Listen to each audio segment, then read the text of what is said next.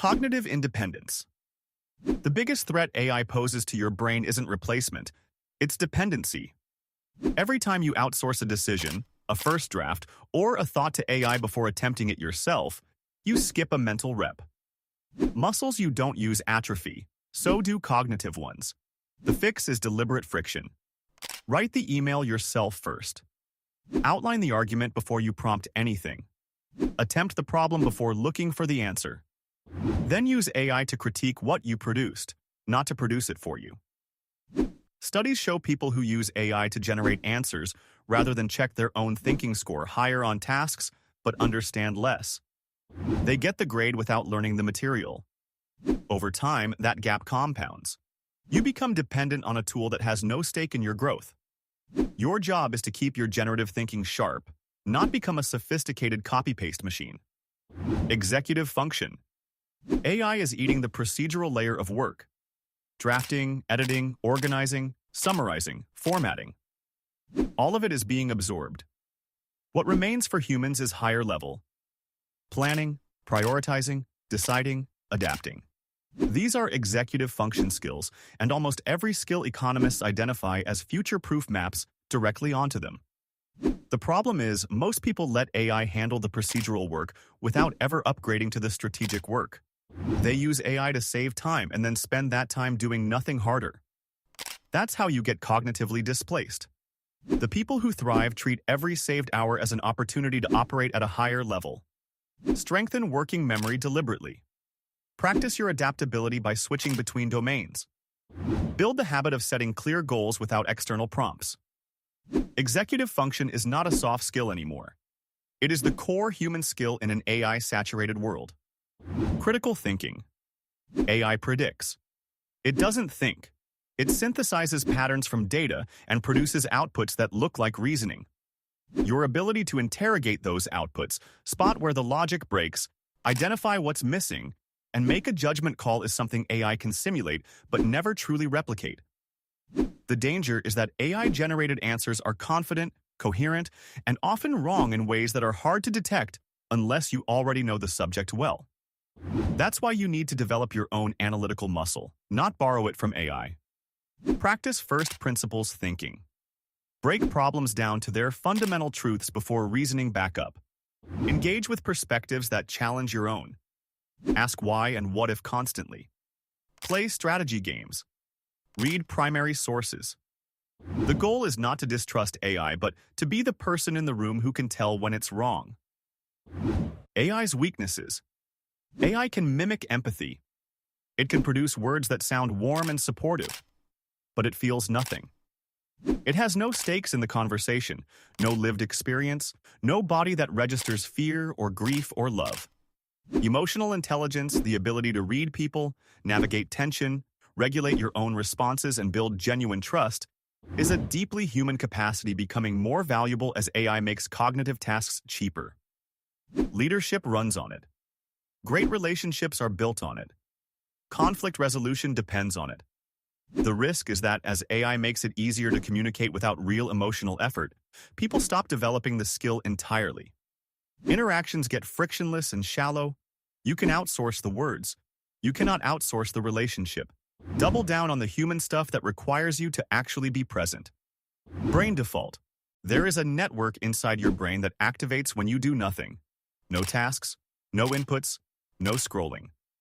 Neuroscientists call it the default mode network, and it is responsible for self-reflection, creative insight, emotional processing, and understanding yourself in relation to other people. AI has no equivalent. It cannot daydream. It cannot sit quietly and arrive somewhere unexpected. But you can, and most people have stopped. The constant availability of stimulation means the default mode rarely gets to run. That is a cognitive loss. Keep a reflection journal. Listen to 5 to 10 minutes of silence daily. It lowers cortisol, normalizes blood pressure, and triggers neural regeneration. Protect your boredom. Your best ideas do not come from prompting. They come from the quiet. Cognitive flexibility. AI has a fatal flaw called catastrophic forgetting. When a neural network learns a new task, it overwrites the old one. It cannot stack knowledge the way you can. Your brain does the opposite.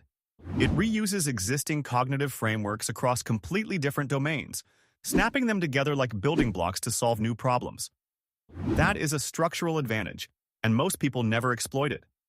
Learn deliberately across disciplines. Study history, then science, then art. Take on cross-disciplinary projects that force your brain to recombine what it already knows in new configurations.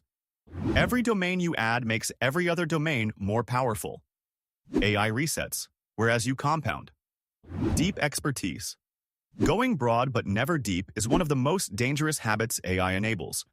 It is now possible to have a surface-level conversation about almost anything after a few prompts.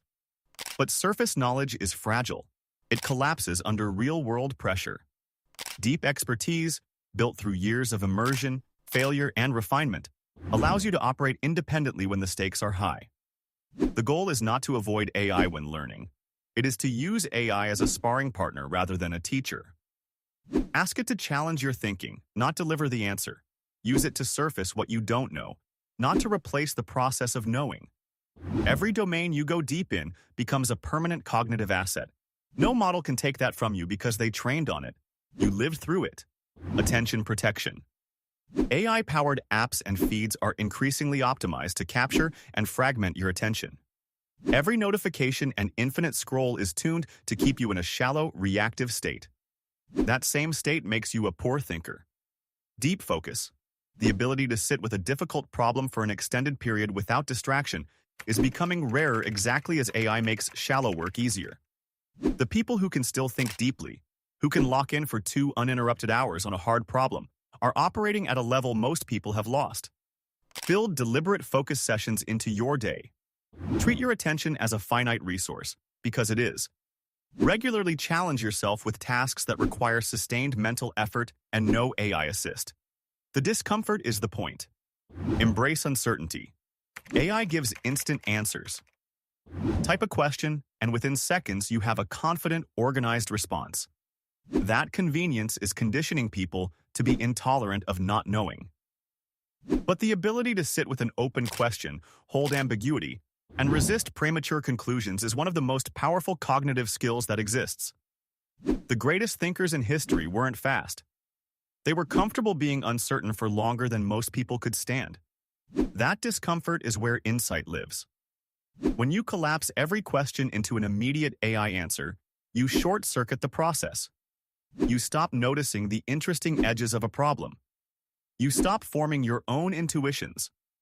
Try living with a question for a day before prompting your way to an answer.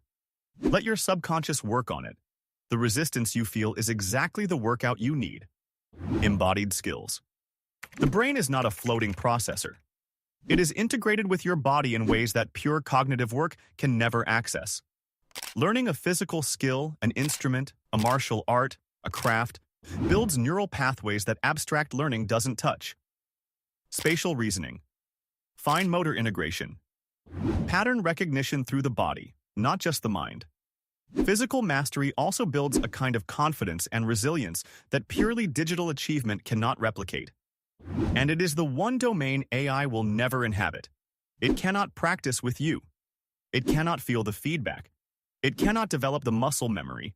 The body is irreducibly yours. Whatever you build there belongs to you completely. And that kind of ownership is becoming increasingly rare in a world where most outputs can be generated on demand. Offline life. Real human conversation, especially disagreement and debate with people who push back, is cognitive exercise that AI interaction cannot replicate. When you talk to a real person, you navigate ego, status, subtext, emotion, and genuine unpredictability. That friction is the workout. The person might get annoyed. They might surprise you with a perspective you never considered. AI conversations have none of that. They are frictionless by design, which makes them easier and less useful for building the social and intellectual muscles you actually need. Prioritize in-person social and intellectual relationships. Join groups where ideas get challenged. Be deliberately wary of replacing human conversation with AI conversation just because it is easier. The friction is not a bug. It's the entire point.